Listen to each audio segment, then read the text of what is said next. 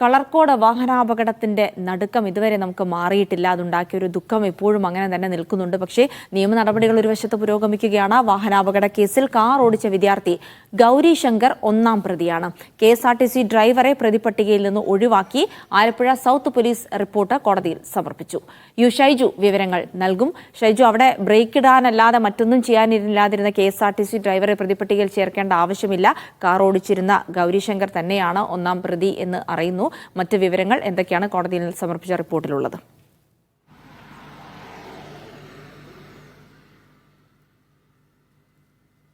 Jilsy, KSRTC driver പ്രതി ചേർത്ത് FIR ഇട്ടപ്പോൾ തന്നെ നമ്മൾ പോലീസിൽ നിന്നും ശേഖരിച്ച വിവരത്തിന്റെ അടിസ്ഥാനത്തിൽ നമ്മളൊരു കാര്യം പറഞ്ഞിരുന്നു. സാധാരണഗതിയിൽ വാഹനങ്ങൾ തമ്മിൽ കൂട്ടിയിടി ഉണ്ടാകുക, അങ്ങനെ അപകടങ്ങൾ ഉണ്ടാകുന്ന സന്ദർഭത്തിൽ വാഹനം ഓടിച്ചിരുന്ന ആളുകളെയും പ്രതി ചേർക്കുക സ്വാഭാവികമാണ്. അത്തരം ഒരു സ്വാഭാവിക നടപടിക്രമത്തിലേക്ക് കടന്നതാണ്. പക്ഷേ അത് കോടതിയിലേക്ക് റിപ്പോർട്ട് സമർപ്പിക്കുമ്പോൾ അത് ഒഴിവാക്കും എന്ന് നേരത്തെ തന്നെ പോലീസ് പറഞ്ഞിരുന്നു. അത് ശരിവെക്കുന്നതാണ് ഇപ്പോൾ പോലീസ് കോടതിയിൽ സമർപ്പിച്ച റിപ്പോർട്ടിൽ നിന്ന് നമുക്ക് മനസ്സിലാക്കാൻ സാധിക്കുന്നത്. ഇതിൽ ഒന്നാം പ്രതിയായി കാർ ഓടിച്ചിട്ടുള്ള എറണാകുളം തൃപ്പൂണിത്തറ സ്വദേശി ഗൗരി ശങ്കറാണ് ഒന്നാം പ്രതി. മെഡിക്കൽ കോളേജിലെ 1ാം വർഷ വിദ്യാർത്ഥിയാണ്.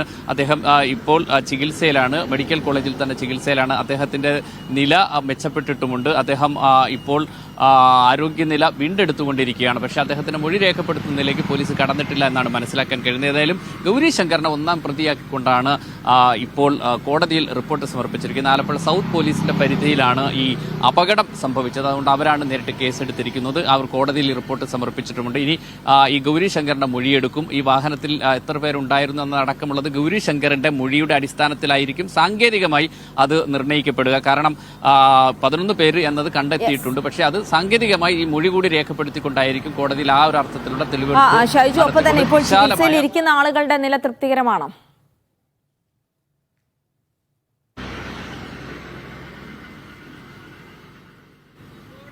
ജിൽസി, അതായത് ചികിത്സയിൽ ഇരിക്കുന്ന ആളുകളിൽ 5 ആളുകളാണ് ചികിത്സയിലുള്ളത്.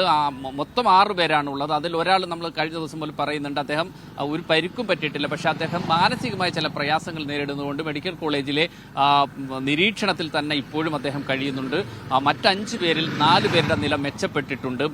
അതിൽ ഒരാൾ എറണാകുളത്തേക്ക് അദ്ദേഹത്തെ മാറ്റിയിട്ടുണ്ട്. അദ്ദേഹത്തിന്റെ നില അതീവ ഗുരുതരമായിരുന്നു. അദ്ദേഹത്തിന്റെ ചികിത്സ കൂടുതൽ മെച്ചപ്പെട്ട ചികിത്സ ലഭ്യമാക്കുന്നതിന് വേണ്ടി എറണാകുളത്തെ സ്വകാര്യ ആശുപത്രിയിലേക്കാണ് അദ്ദേഹത്തെ മാറ്റിയിട്ടുള്ളത്. അദ്ദേഹത്തിന്റെ ചികിത്സ ഇന്നാണ് അവിടെ കൃത്യമായി തുടങ്ങുക എന്നാണ്. പക്ഷെ അവിടെ ചികിത്സിക്കുന്നെങ്കിൽ പോലും ഈ 10 അംഗ മെഡിക്കൽ ബോർഡിന്റെ നിരീക്ഷണം അവിടുത്തെ ചികിത്സയുമായി ബന്ധപ്പെട്ടും ഉണ്ടാകും എന്നാണ്. മറ്റ് 2 ആളുകൾ വെന്റിലേറ്ററിൽ ആയിരുന്നു, അവരെ മാറ്റി സാധാരണ ICUയിൽ നിന്ന് പോലും മാറ്റിയിട്ടുണ്ട്. MICUയിലേക്കാണ് ഇപ്പോൾ ഉള്ളത്. അവിടെയാണ് മറ്റ് 2 പേരുമുള്ളത്. ബാക്കിയുള്ളവരും കുഴപ്പമില്ലാതെ മുന്നോട്ട് പോകുന്നു. അവർ ജീവിതത്തിലേക്ക് തിരിച്ചു വരും എന്ന പ്രതീക്ഷ തന്നെയാണ് ഇപ്പോൾ ഈ ചികിത്സയുടെ ഭാഗമായി ഉള്ളത്. എല്ലാ ദിവസവും രാവിലെ 10 മണിക്കും ഉച്ചയ്ക്ക് 3 മണിക്കും മെഡിക്കൽ ബോർഡ് യോഗം ചേർന്നിട്ട് ഇവരുടെ ചികിത്സ വിലയിരുത്തുകയും ആ അർത്ഥത്തിൽ ക്രോഡീകരിച്ച് മുന്നോട്ട് പോവുകയും ചെയ്യും. എന്തായാലും ഇപ്പോൾ ചികിത്സയിലിരിക്കുന്ന ആളുകളുടെ കാര്യത്തിൽ ശുഭപ്രതീക്ഷ തന്നെയാണുള്ളത്. ചികിത്സ തുടരുമ്പോൾ മറുവശത്ത് നിയമ നടപടികളുമായി മുന്നോട്ട് പോവുകയാണ്. കാർ ഓടിച്ച ഗൗരി ശങ്കർ 1ാം പ്രതിയായിക്കൊണ്ട് ഉള്ള റിപ്പോർട്ടാണ് പോലീസ് നൽകിയിരിക്കുന്നത്.